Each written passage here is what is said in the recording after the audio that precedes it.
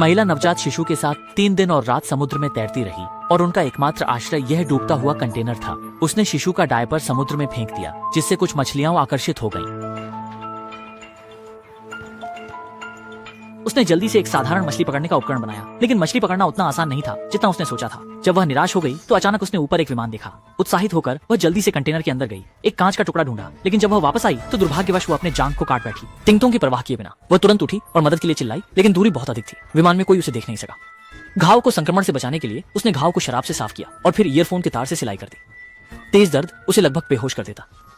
पकड़ने के लिए मछली से पोषण पूर्ति के लिए उसने ईयरफोन की तार से एक साधारण मछली पकड़ने का जाल बुना, फिर जाल को समुद्र में डाला और एक डायपर को चारे के रूप में रखा और फिर चुपचाप मछली फंसने का इंतजार किया। लंबे समय तक प्रतीक्षा की। कुछ ही मिनटों बाद सच में एक मछली फंस गई। अंत में वे आखिरकार एक अच्छे भोजन का आनंद ले पाई। समय धीरे धीरे बीत रहा था। उसने पहले ही काफी खाद्य सामग्री जमा कर ली थी। खतरे से जल्द बाहर निकलने के लिए उसने सैकड़ों बचाव के संदेश लिखे और फिर उन्हें एक एक कर प्लास्टिक के डिब्बों में रख दिया। इसके बाद उसने सभी डिब्बों को समुद्र में फेंक दिया, उम्मीद करते हुए कि जल्द ही कोई उन्हें ढूंढ लेगा। उसे नियमित रूप से पाइप से पानी निकालना पड़ता था, नहीं तो पानी भरते ही वे समुद्र की गहराई में डूब जाते। चिंता, बच्चे को सर्दी लग गई। उसने थर्मस फ्लास्क में शराब डाली, फिर आग जलाकर बच्चे को गर्मी देने लगी। क्योंकि मोबाइल की स्क्रीन खराब हो गई थी और लॉक नहीं खुल रहा था, वो केवल अपने पति के फोन कॉल का इंतजार कर सकती थी। लेकिन उसी रात पति से अचानक दुखद समाचार आया कि उसे गोली लगी है और वह गंभीर स्थिति में है, शायद महिला को बचाने नहीं आ पाएगा। वो रोते हुए महिला से कहा कि वह मजबूत रहकर जिए। ये सुनकर महिला बहुत दुखी हुई, लेकिन उसने कोई शिकायत नहीं की, बल्कि अपने बच्चे के जन्म की बात अपने पति को बताई। फिर उसने पति को बच्चे के लिए कुछ दिल को छू लेने वाले शब्द कहने के लिए कहा और बच्चे का नाम रखा नुओ नुओ नाम रखा। इसके बाद मोबाइल की बैटरी खत्म हो गई और दोनों का संपर्क पूरी तरह टूट गया। कुछ दिनों बाद पानी का स्तर पहले से ही इतना ऊपर था कि उसे सबसे बुरे की तैयारियां करनी पड़ी।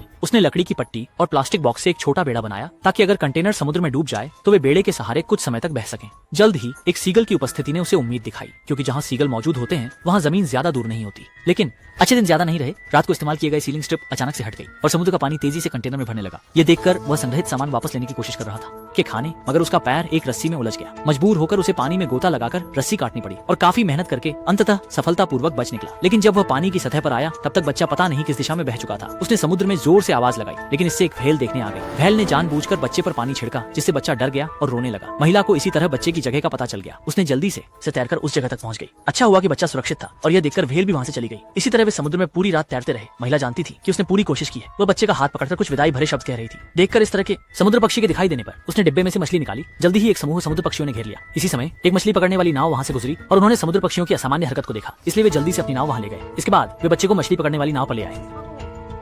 रस्सी का सहारा लेकर उन्होंने फिर से महिला को ढूंढ लिया, लेकिन महिला की हालत अब नाजुक थी। शुक्र है कि दयालु मछुआरों ने हार नहीं मानी और बचाव प्रयासों के बाद अंततः महिला को बचा लिया। ये कल्पना करना मुश्किल है कि एक महिला पूरे 1 महीने तक समुद्र में फ्याउती रही और अपनी दृढ़ इच्छा शक्ति से बच्चे के साथ जीवित रही। मातृत्व के महान बल को नमन।